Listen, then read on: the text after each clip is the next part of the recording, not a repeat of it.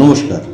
আজ 23শে মার্চ ভারতীয় উপমহাদেশের ব্রিটিশ বিরোধী স্বাধীনতা আন্দোলনের নেতৃস্থানীয় ব্যক্তিত্ব ও অগ্নিযুগের শহীদ ভগৎ সিংয়ের প্রয়াণ দিবস। তিনি 1907 খ্রিস্টাব্দের 28শে সেপ্টেম্বর পাঞ্জাবের লালপুর জেলার খাতকার কালান গ্রামে এক দেশপ্রেমিক শিখ পরিবারে জন্মগ্রহণ করেন। তাদের পরিবারের অনেকেই ভারতবর্ষের স্বাধীনতা আন্দোলনে সক্রিয়ভাবে অংশগ্রহণ করেছিলেন।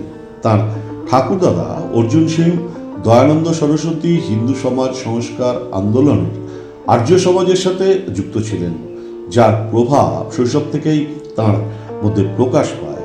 তার বাবা সর্দার কিষাণ সিং সান্ধু ও দুই কাকা অজিত সিং ও শরণ সিং ব্রিটিশ বিরোধী স্বাধীনতাকামী আন্দোলনের অন্যতম কনিষ্ঠ ও প্রভাবশালী বিপ্লবী কর্তার সিং সরব গোয়াল এবং লালা হরদয়ালের নেতৃত্বাধীন গদর পার্টির সদস্যপদ গ্রহণ করেন।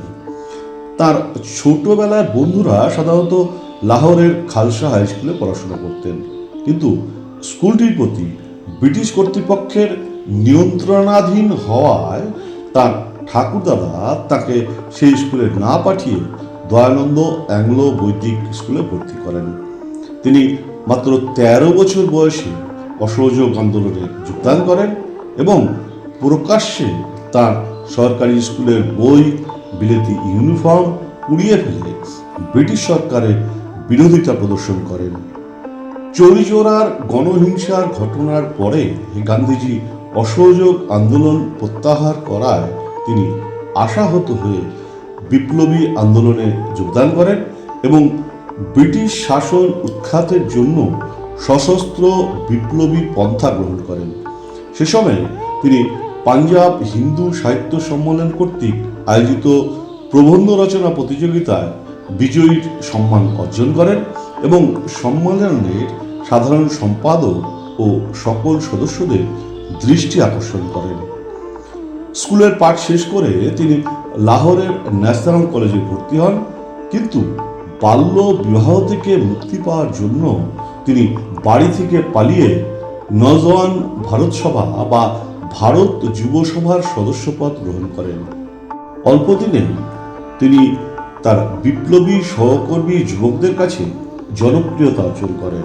এরপর ইতিহাস শিক্ষক প্রফেসর বিদ্যালঙ্কারের সাথে তার পরিচয় হয় এবং সেই সুবাদে তিনি হিন্দুস্তান রিপাবলিক অ্যাসোসিয়েশনের সাথে যুক্ত হন এবং সেখানে রামপ্রসাদ বিসমিল, চন্দ্রশেখর আজাদ এবং আশফাকুল্লাহ খান প্রমুখ বিশিষ্ট বিপ্লবী নেতাদের সংস্পর্শে আসেন। তার মেধা, জ্ঞান ও নেতৃত্বদানের ক্ষমতায় তিনি অচিরেই সংগঠনের নেতৃত্ব দান করেন এবং সংগঠনটিকে ব্যাপক পরিবর্তন ঘটিয়ে হিন্দুস্তান সোশ্যালিস্ট রিপাবলিকান অ্যাসোসিয়েশনে রূপান্তরিত করেন। সেই সময়ে জেলে ভারতীয় ও ব্রিটিশ বন্দীদের সমানাধিকারের দাবিতে তিনি 64 দিন অনশন করে সমর্থন আদায় করেন। এটিই ছিল দীর্ঘতম অনশন। 1926 খ্রিস্টাব্দের অক্টোবরে লাহোর বোমা মামলা জড়িত থাকার দায়ে তাকে গ্রেপ্তার করা হয় এবং 5 সপ্তাহ কারাবাসের পর তিনি 60,000 টাকার জামিনে কারাবাস থেকে মুক্তি পান। তারপর তিনি অমৃতসর থেকে উর্দু পাঞ্জাব পত্রিকার সম্পাদনার দায়িত্ব গ্রহণ করেন। 1928 খ্রিস্টাব্দের অক্টোবরে তার সম্পাদনার কৃতি কিষাণ পার্টি পতাকা তলে সমগ্র ভারতবর্ষের বিভিন্ন বিপ্লবী সংগঠনের নেতারা সভায় মিলিত হন। প্রবীণ স্বাধীনতা সংগ্রামী লালা লাজপত রায়ের হত্যার প্রতিশোধ দিতে তিনি 1928 খ্রিস্টাব্দে ব্রিটিশ পুলিশ সুপারিনটেন্ডেন্ট মিস্টার স্ট্যান্ডার্সকে গুলি করে হত্যা করেন।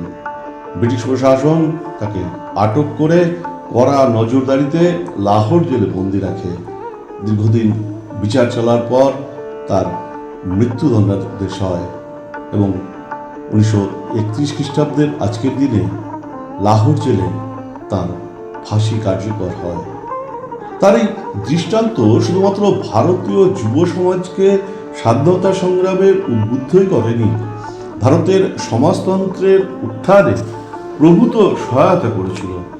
তার জীবনী এবং ভারতবর্ষের স্বাধীনতা আন্দোলনে তার ভূমিকা নিয়ে 2002 খ্রিস্টাব্দে অজয় দেবগন অভিনীত হিন্দি চলচ্চিত্র the legend of Bhagat Singh নির্মিত হয়।